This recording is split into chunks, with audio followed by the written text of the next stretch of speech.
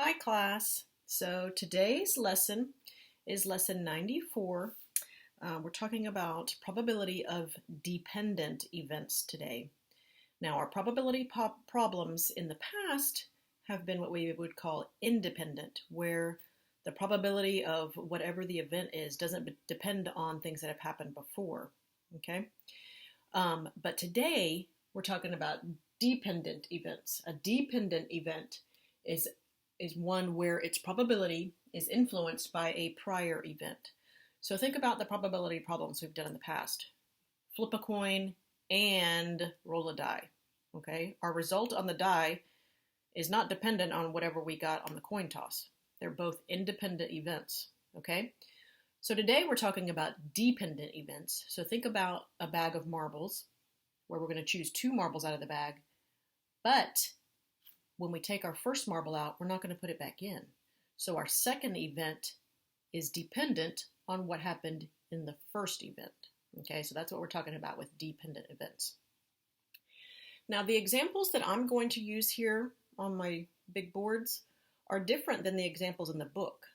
Okay, so I want you to at some point go through the examples in the book. There are 2 examples in the book, and that will give you an opportunity to practice this even more. Okay, so I'm going to go through a few examples here in the video. You have an opportunity to go through a few more examples in the book to help you.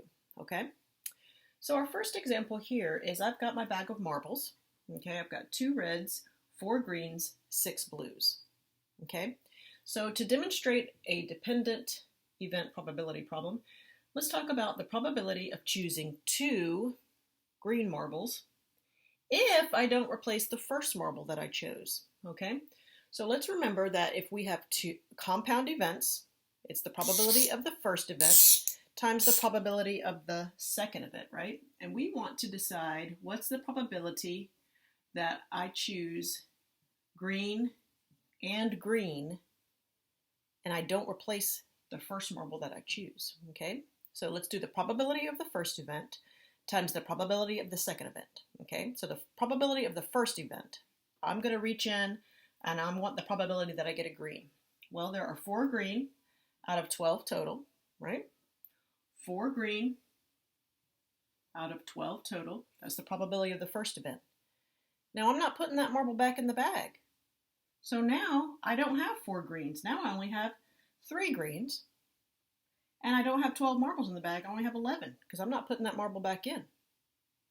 So now when I go to make my second pick, the probability that I get a green is 3 out of 11. 3 out of 11. Okay, so the probability of the first event times the probability of the second event. Now in my 4/12, I'm going to reduce it to 1/3, just so I don't have such big numbers when I multiply. 1/3. Now when I do my multiplying, my 3's cancel out. The probability that I get a green on both choices without replacing the first marble is 1 out of 11. Okay, so instead of thinking the probability of the first event times the probability of the second event, we have to think about the probability of the first event times the probability of this second event after we make our adjustments based on what happened in our first event. Okay, let's try another.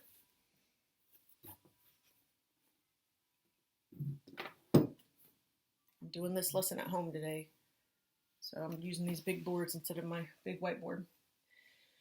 Think about if we had a set of 26 cards, 1 card for each letter of the alphabet. So I'm going to have 21 consonant cards. Oh, let's see, I'm giving me bunny ears. 21 consonant cards, 5 vowel cards. Okay, that gives me a total of 26 cards. So I want to know the probability that I pick 2 vowels. Okay, I'm not putting my first card back in the pile. Okay, so I want the probability that if I go to pick a card and another card, so now I've got 2 cards out of the pile, right? I want to know the probability that both are going to be vowels. Okay, so let's think about it's going to be the probability of the first event times the probability of the second event. Okay, the first event, when I go to pick that first card, I just said there were 5 vowels out of 26 cards, right? Okay, so now when I go to make my second pick, there's not 5 vowels in there anymore. There are only 4 vowel cards. And there's not 26 cards in the pile anymore. There are only 25 cards in the pile, okay? So we have the probability of our first event times the probability of our second event, okay? So I'm going to reduce my 5s here. This is 1, this becomes 5. My 4 and my 26 will reduce by 2s. That's 13. That is 2. 13 times 5 is 65. So my probability that I get 2 vowels should be 2 out of 65. Okay. Now, I want you to look in your book on page 648 and 649. There are 2 more probability problems where it is compound probability with dependent events. Okay. I want you to go through those problems, through those explanations, before you attempt your practice set. So once you do example 1, example 2, then you may head over to page 650 and do practice set. There's only 2, A and B.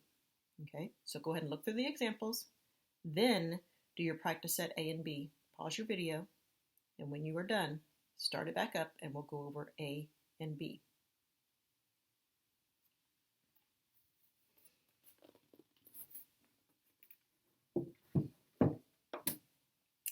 Okay, A on the practice set. It says, in a bag are 2 red marbles, 3 whites, 4 blues. 2 reds, 3 whites, 4 blues. That gave me a total of 9 marbles. Okay?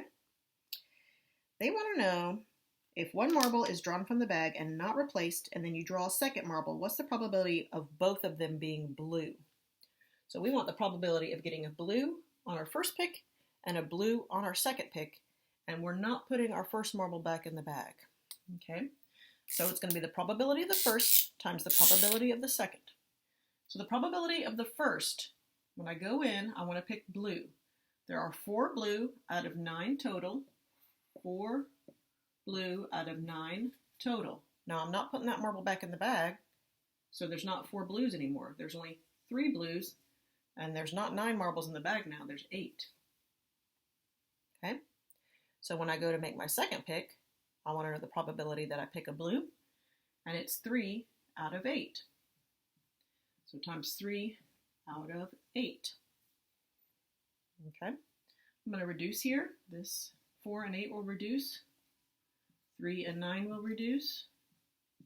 So the probability that I pick 2 blues would be 1 out of 6. 1 out of 6. Okay? B. If 2 cards are drawn from a regular shuffled deck, what's the probability both will be diamonds? Okay, now I don't know how many of you are familiar with cards, decks of cards. In a card deck, there are 52 cards. We have, there's 4 suits, 13 of each, 13 hearts, 13 clubs, 13 spades, 13 diamonds. Okay, so we want to know the probability that if I pick 2 cards, I want them both to be diamonds. So it's the probability of the first pick times the probability of the second pick, and I'm not putting my first card back in the pile. Okay? So when I go to make my first pick, there are 13 diamonds out of 52 cards, 13 out of 52. That reduces to 1/4. Okay? So I'm going to write 1/4. Okay, now when I go to make my second pick, there's not 13 diamonds in the stack anymore. There's only 12 diamonds and not 52 cards anymore. There's only 51 cards now. Okay, so when I make my second pick, it's going to be 12 out of 51. My 4 and my 12 will reduce. That's a 1, that's a 3. So the probability that I get 2 diamonds is 3 out of 51, which reduces to 1 out of 17. Okay? Okay. If there's something that you still don't understand from this lesson, please send me an email with a phone number so I can talk with you and try to get you to understand it, okay? Okay, hope you guys have a great day, and hope that I get to see you all soon. Hope your families are doing well. Take care. See you next time.